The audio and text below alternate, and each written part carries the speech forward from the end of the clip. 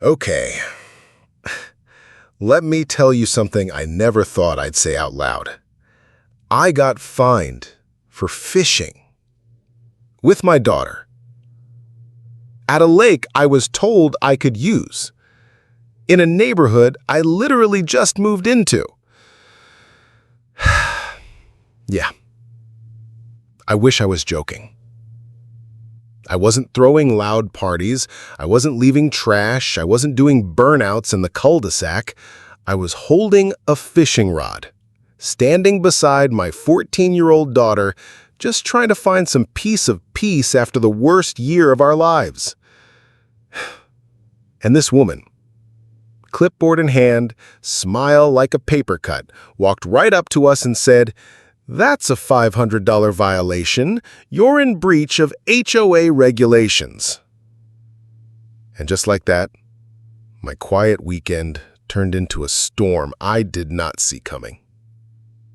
Look, let me back up for a second.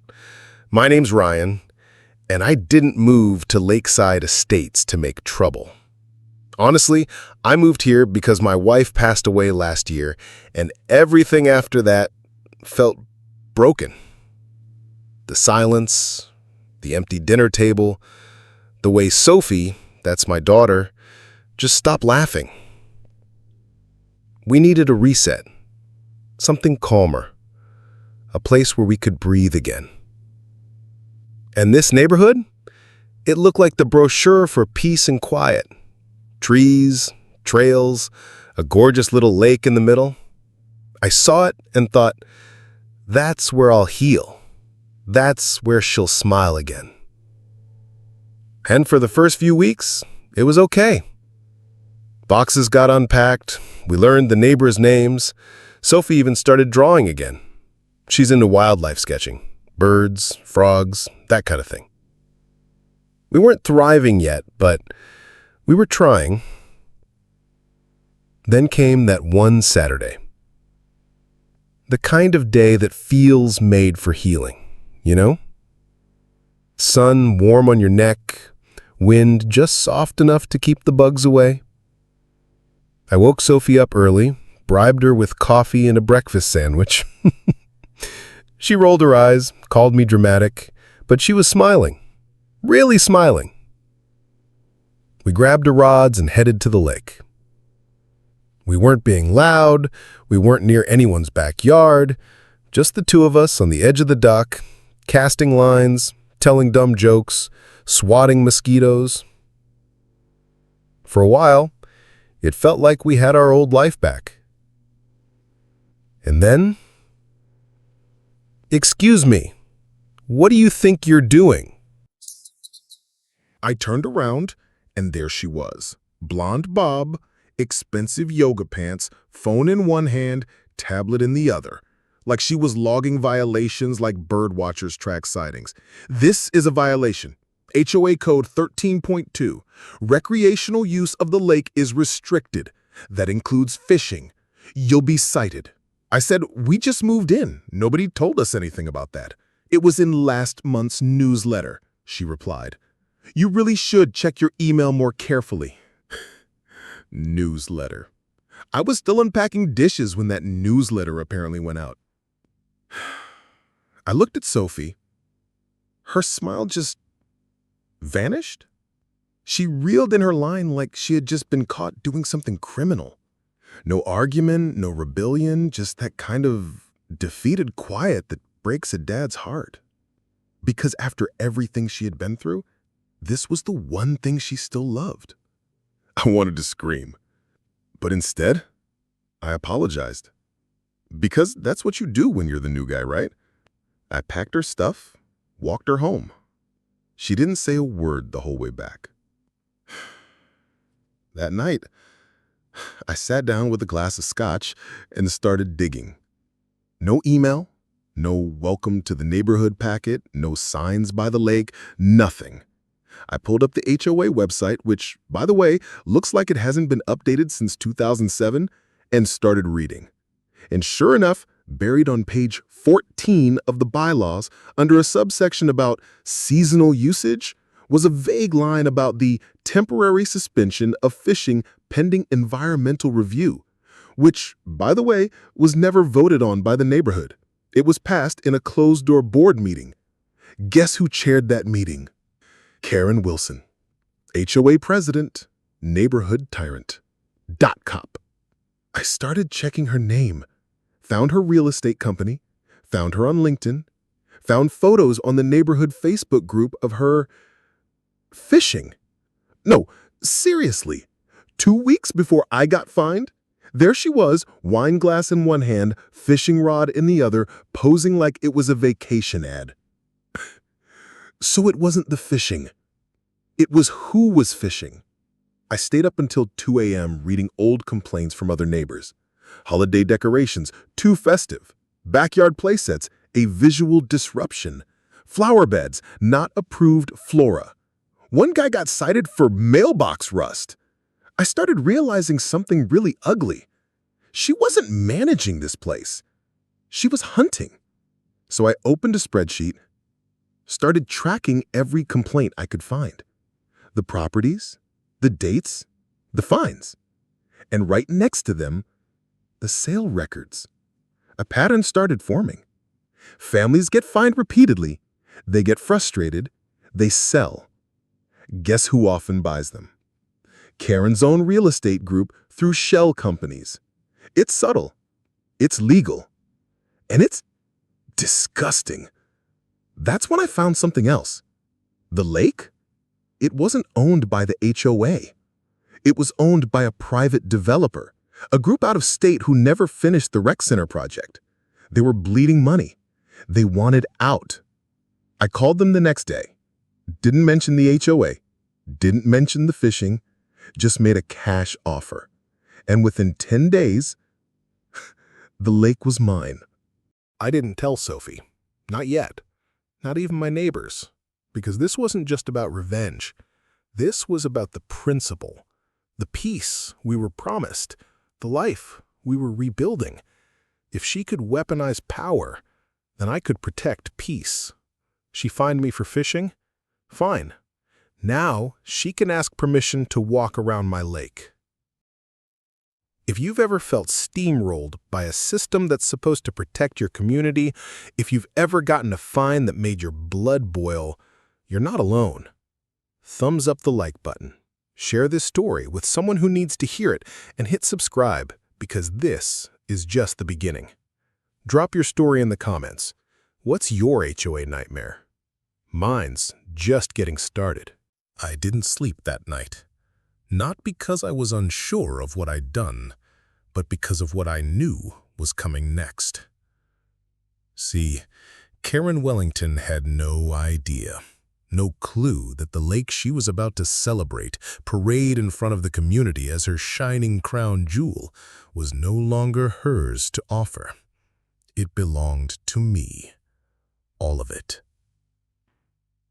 The very next morning, I walked quietly down to the lake as the sun rose. Mist hovered above the water, like a veil over the truth that was about to be lifted. I stood on that little dock where Celan and I were first scolded and imagined what this space could become. Not just a battleground, but a sanctuary. But before peace, there would be fire. Let me tell you how it went down. Karen had scheduled a community vision meeting. It was to be her grand moment, a presentation filled with glitzy renderings of the lake transformation, members-only lounges, lake view boardwalks, even private docks for premium homes. No mention of the fishing ban she'd quietly pushed through last month. No mention that it was her real estate firm positioned to profit from these renovations, and definitely no mention that she didn't own the lake anymore. I hadn't told anyone yet. Not Merrick, not Samuel. That was intentional. I wanted the reveal to matter, to sting. So I played along. I RSVP'd to the meeting like any good little HOA resident. And when the big night arrived, I showed up early. The clubhouse was buzzing. Fresh flowers on every table, a massive welcome sign branded with HOA colors. They even had branded water bottles, as if that would wash down what was coming. Karen was all smiles. That tight, calculated kind of smile that doesn't quite reach the eyes. She wore her usual tennis court power suit, clipboard in hand, heels tapping out a rhythm of superiority on the tile floor. And then she saw me. Her smile twitched. "Mr. Thorncroft," she said smoothly. "So glad you could join us." I nodded politely. Wouldn't miss it. The presentation began with a dramatic musical cue and a projector screen full of dreamlike images. Karen, of course, did all the talking. "Imagine a lake," she said, "that brings our neighborhood together. A place of prestige, of exclusivity, of legacy." And that's when I saw it. A mock-up of the dock, the very dock where my daughter had smiled for the first time in weeks, being removed. Replaced by a private viewing platform accessible only to select members. My hands clenched. I looked around the room. No one else seemed to notice what was really happening. That's when I stood up. Karen blinked. "Is there something you'd like to add, Mr. Thorncroft?" "Yes," I said, calm, clear. "There's just one problem." I pulled out the deed. "This lake isn't yours to renovate." Gasps echoed across the room. Several heads turned. Some jaws dropped. Karen's face froze. "What are you talking about?" she said, tight with panic. I held the document higher. "This lake was sold 4 days ago, to me. I now own the land, the shoreline perimeter, and the exclusive rights to access and regulate this body of water." A beat of dead silence. And then Karen exploded. "You can't do this. This is community property. You'll be sued." I shook my head. "Check your own HOA lease agreement. It expired last week. You were operating without any legal access." And that's when I dropped the mic, metaphorically. But I'm not here to kick anyone out, yet. I'm here to stop you from exploiting this space for personal profit. Because this lake, it's not just about property values. It's about people. It's about kids like Silen, who just want to fish with their dad. It's about peace, and you've turned that peace into power. And power, abused, is always temporary. The room fell into chaos. Some residents jumped to their feet, shouting questions. Others looked at Karen with suspicion, realization dawning. One older gentleman muttered, "Wait, I thought we owned the lake." Karen tried to take control. "This meeting is adjourned," she snapped. But no one was listening. Over the next week, everything changed. I received letters, threats. Karen tried to reverse the deal legally, but her financing never existed. Her lawyers were bluster and noise. She even summoned the mayor, an old golf buddy, to put zoning pressure on me. But let's just say I'd done my homework. The lake had no zoning restrictions and was privately designated by the original developer. The mayor couldn't touch it. He backed off fast when a reporter called asking questions. But the hardest part wasn't the lawsuits or the meetings. It was Silen. She came home one day silent, tense. I sat her down. "What happened, sweetheart?" She looked down at her hands. Brianna said, "Her mom told everyone that we're trying to ruin the neighborhood." Her voice cracked. "That we don't belong here." That was Karen, getting to the children, weaponizing community shame. I hugged my daughter hard. "No one gets to tell you that. Not them, not ever." That night I made a decision. It wasn't enough to just own the lake. I had to protect it. I contacted an environmental nonprofit. We scheduled a conservation audit. Turns out the lake was in worse condition than anyone thought. Chemical runoffs, algae blooms, stress on the native fish population. So I announced the creation of a new initiative, Rachel's Water Watch, named after my late wife, whose love for nature lived on through our daughter. And I made it clear the lake would be cleaned, restored, and once ready, reopened for fishing, but only to those who didn't abuse their power. Karen?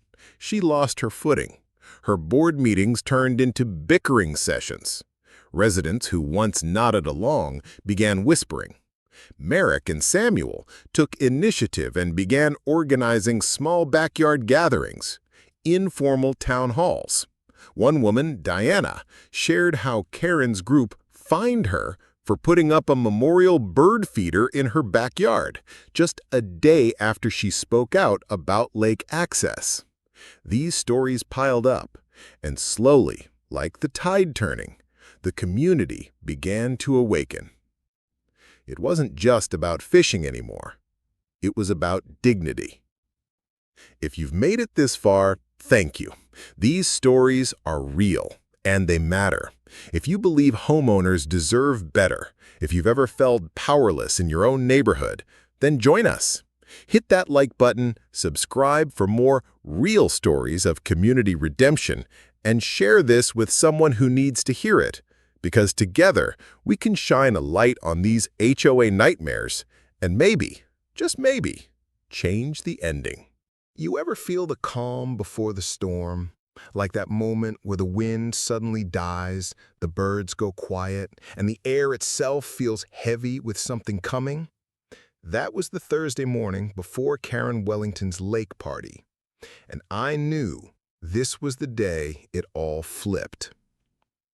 While Karen had been busy prepping charcuterie boards and booking jazz quartets for her smug little HOA celebration, I'd been sharpening my legal sword behind closed doors. That morning, Merrick, my real estate attorney, and Officer Reynolds met me in my kitchen, coffee brewing, papers spread out on the table. There was a tension between us, but also this inspired breath. Like we weren't just ready to win. We were about to end it. The lake, every glittering inch of it, the land 10 feet around its edge, the crumbling gazebo, the fish, all of it was now mine, legally, irrevocably. But Karen didn't know that yet. Oh no, she was still playing queen of the pond, completely unaware the throne was already gone. At 2:47 p.m., I got a text from Saphira Duskland. Party's in full swing. They're handing out branded wine glasses. Of course they were. It was time. I slipped on a dark gray jacket, calculatedly neutral, and walked out to the driveway where Merrick and Officer Reynolds were waiting. We didn't take my car. We took his, unmarked, low profile. Reflective tone. Driving down Lakeside Boulevard felt like the opening act of a movie you already knew the ending to. Children ran across the cul-de-sacs, flags fluttered in the late spring wind, and all around us people smiled, oblivious, like the iceberg wasn't just inches off the bow. Dramatic reveal build-up. Karen's lake party was in full force. Music was playing, laughter, the smell of grilled food wafted through the air. And there she was, center stage, wine glass in one hand, mic in the other, performing her usual HOA family routine for the original homeowners. Newer residents, not invited. I stepped onto the grass. All eyes didn't fall on me at once, but I felt the shift, the moment people realized, oh, something's happening here. With commanding control, I walked straight up to the mic, waiting until Karen finished her sentence. And then I took it. Snapped to sharp delivery. "Good afternoon, everyone. I hope you're enjoying this beautiful day at the lake." Karen's jaw actually dropped. She rushed forward, waving her hand like she could swipe the moment away. "This is a private community event. You weren't invited." I didn't let go of the mic. I turned to her, still calm, still smiling. "Actually, Karen, I think there's been a misunderstanding about who should be inviting whom."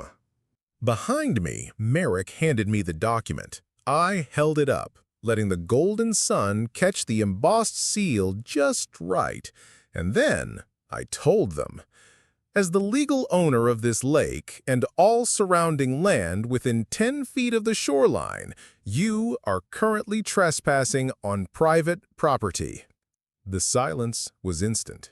60 wine glass-holding neighbors just froze. Karen's face turned ghost white. "What are you talking about? This is HOA land." I smiled.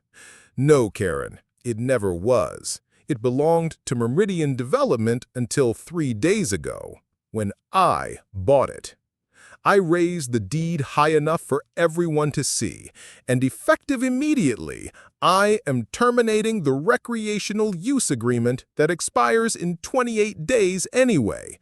I gestured to Officer Reynolds. He nodded, stern, calm. I said, "You have 15 minutes. Please gather your belongings and leave." You could hear gasps, mutterings, disbelief. One woman whispered, "Is this legal?" Yes, yes it was. Karen looked like someone had just hit her with a sack of bricks. You can't do this. The community has rights." "Oh, Karen, I'm just enforcing the rules. Isn't that your whole brand?" People began leaving in stunned silence, some angry, some relieved, and a few, more than a few, walked past me and gave a small nod. Respect, appreciation, maybe even hope. This was no longer about fishing rights. This was about exposing the rot behind a smiling HOA face. That same evening, I held a press conference, just a small one with a local paper. I told them I would be converting the lake into a conservation site, open only to families not serving on the HOA board. And then I released the water test results. Phosphates and nitrates spiking way above safe thresholds. Fish showing signs of disease. The cause? Years of neglect by the very HOA that claimed to protect the lake. Karen's reaction? Unhinged. Within 48 hours, she had filed a lawsuit claiming community value destruction. My lawyer laughed reading it, dismissed without hearing. Then she tried to hit me with new HOA fines. Mailbox color, landscaping violations, mysterious weed growth. None of it stuck. Residents were watching now, and they were starting to see. That was when Saphira Duskland finally stood up. At a heated HOA meeting, with Karen glaring daggers from the podium, Saphira's voice trembled at first. "I've served on this board for 3 years," she said, "and I've watched Karen manipulate regulations, target neighbors, and funnel funds to benefit her friends' properties. That ends now." She resigned that night. So did 2 others. The house of cards was swaying. But Karen, she wasn't done. Rumors started swirling.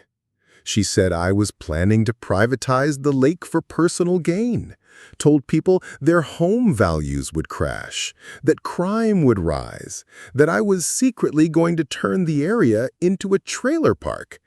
Right, because that's what investors do with a $350,000 lakefront. And just when I thought she might retreat quietly, she went full supervillain.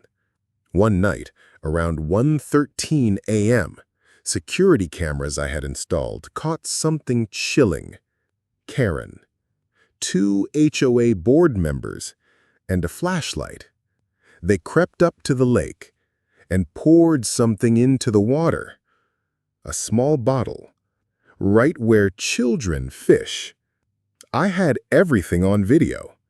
The next morning, I sent it to the police. Karen was arrested, charged with criminal trespassing and environmental contamination. And that wasn't even the worst part for her. Investigators began pulling HOA financial records from her time as president. And oh boy, did they find some interesting things. Shell companies, ghost transactions, properties bought for pennies after families were fined into foreclosure. It wasn't about community. It was about control, about money, about power. But the war wasn't over yet. Because even with Karen behind bars, the system she built still loomed large. And the next step in my plan wasn't just about justice. It was about redemption and rebirth. You're going to want to see what happened next.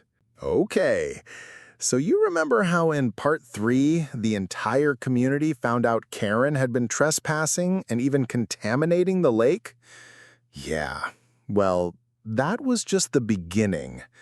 Because that video, that single piece of evidence, cracked the entire foundation she had built her HOA empire on.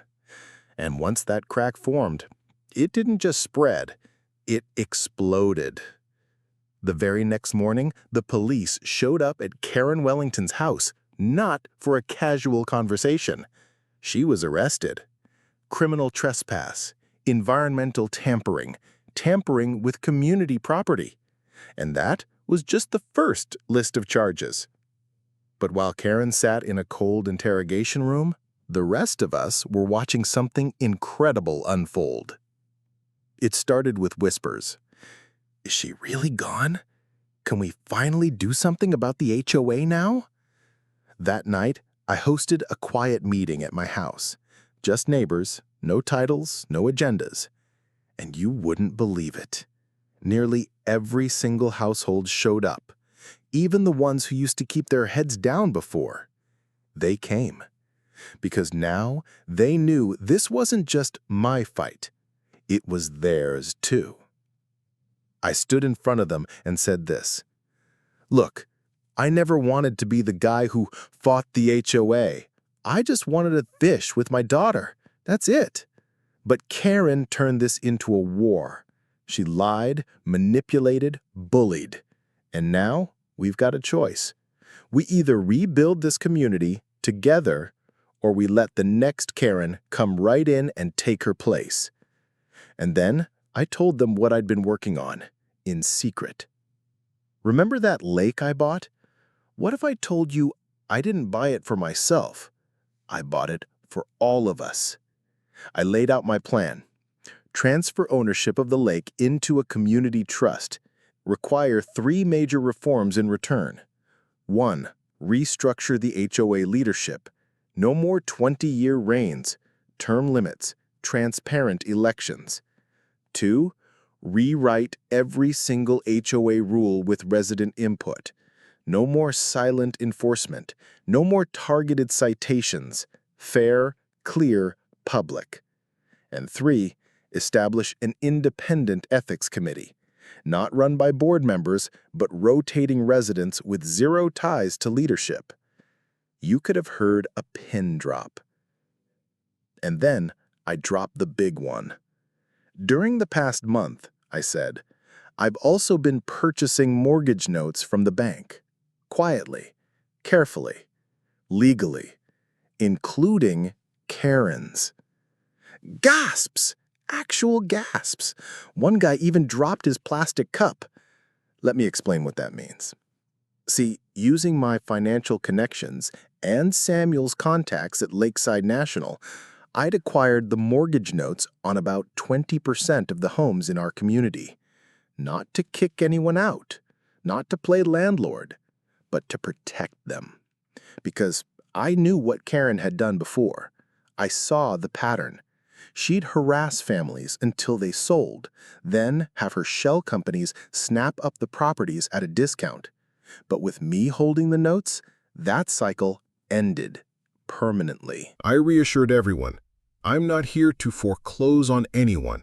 In fact, I'm offering refinancing below market rates. But first, we fix the broken system.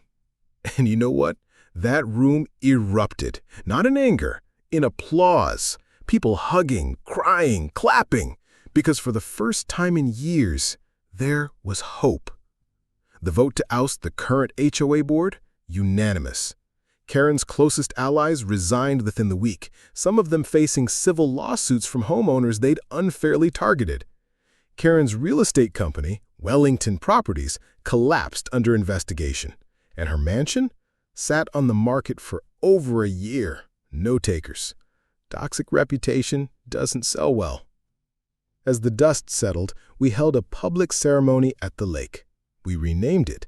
No longer Lakeside Estates HOA Lake. Now, Rachel's Lake, named after my late wife, the one who always believed community should mean something. And with a final signature, I transferred ownership of the lake into the community trust, legally, irrevocably, accessible to all residents forever. Fast forward 3 months, we hosted a community fishing day. No permits, no harassment, no clipboard enforcers hiding behind shrubs, just families, laughing, sharing food, kids learning to cast their first lines. And me? I sat on the dock with my daughter, Celine. She leaned against my shoulder, watching the sunset ripple across the water and said quietly, "Mom would be proud of you, Dad." That one hit me hard. Because yeah, I think she would be. And I think she'd be proud of Celine too.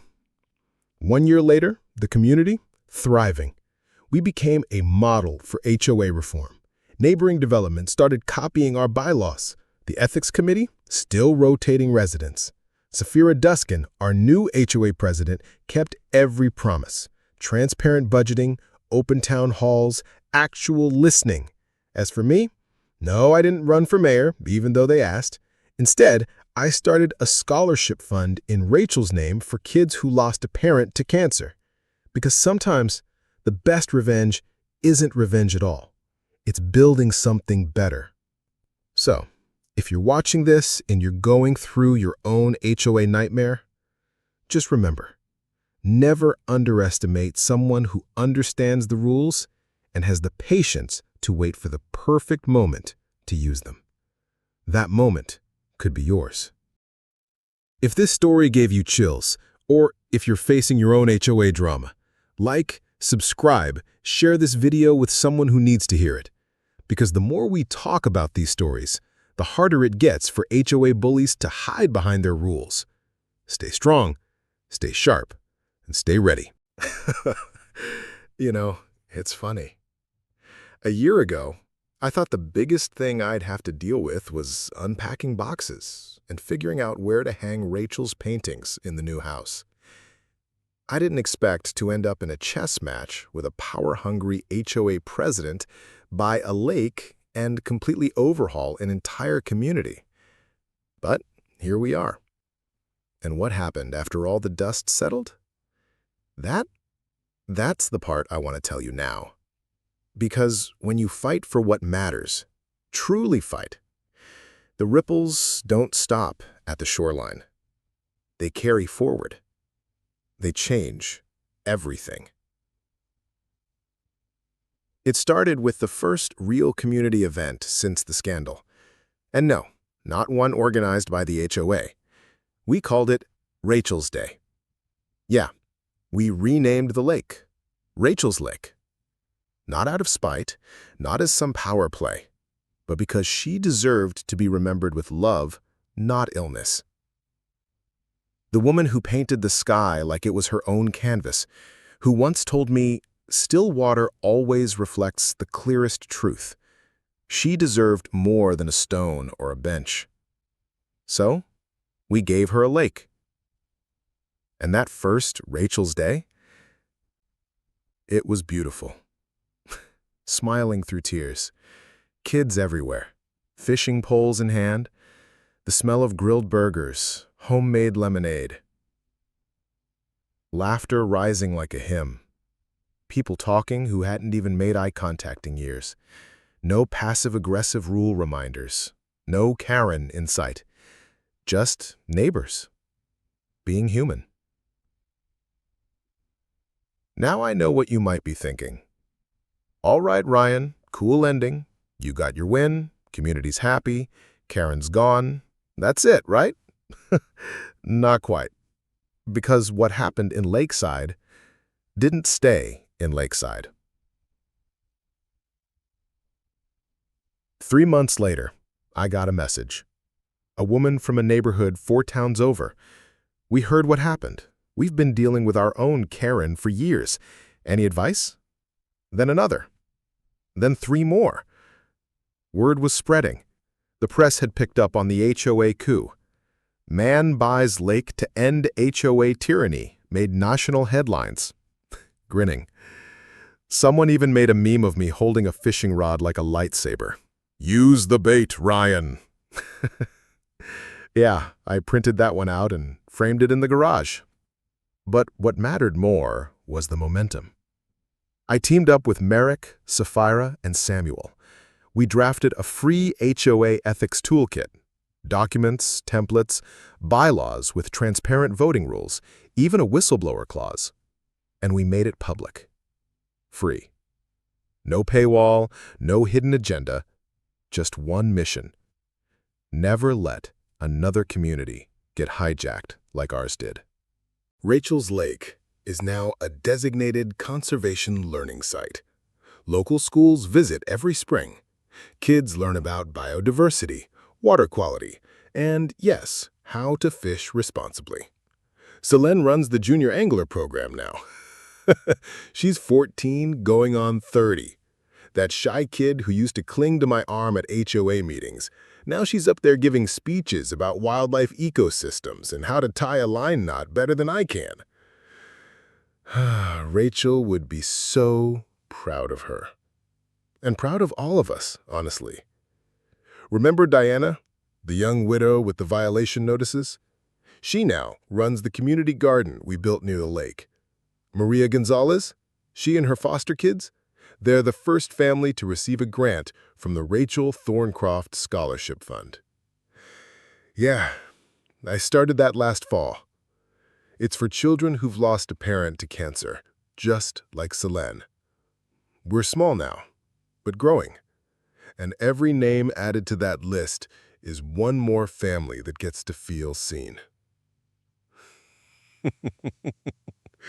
Oh, Karen. After being ousted, she tried to sell her house. Took over a year. No one wanted to live in the house that Fines built. Her real estate license was suspended pending ethics investigations. Her shell companies dissolved one by one. Last I heard, she was living in a condo 2 towns away. Quiet. Out of sight. Out of power. The final lawsuit from Merrick and a few homeowners cost her almost everything. Poetic, really. But you know what? I didn't cheer. I didn't throw a party. Because this wasn't about revenge. It was about repair. We held our second Rachel's Day last weekend. Hundreds of people came, not just locals, folks from neighboring towns, city council reps, even a few reporters who had followed the story. One guy from out of state walked right up to me, eyes wide. "Dude, you're the lake guy, the HOA slayer." I had no idea how to respond, so I just handed him a burger and said, "Welcome to Rachel's Lake." But what really hit me was that moment just after sunset. Selene and I sat on the dock, feet in the water, her head on my shoulder. Just like the first day. Only this time, there was no sadness in her eyes. She whispered, "You did it, Dad." And for the first time in I don't know how long, I believed it. If you're here, if you made it through this whole wild ride, maybe it's because you are where I once was. Frustrated, exhausted, feeling powerless. Maybe you're up against your own HOA nightmare or workplace bully, or life just keeps handing you loss after loss. Let me say this clearly. You don't have to be loud. You don't have to be rich. You don't even need to be brave at first. You just need to know the rules and wait for the right moment to rewrite them. Preferably with a lake in your back pocket. I didn't set out to start a movement. I just wanted to fish with my daughter in peace. But life doesn't always give us what we want. Sometimes it gives us what we need. A lake, a legacy, a lesson. And the reminder that even the smallest ripples can change the whole shoreline. If this story moved you, if it made you think, or if you're facing your own battle and needed to hear this, please consider liking this video, sharing it with someone who needs hope, and subscribing to the channel. We've got more real stories to tell. But for now, this is Ryan signing off from Rachel's Lake.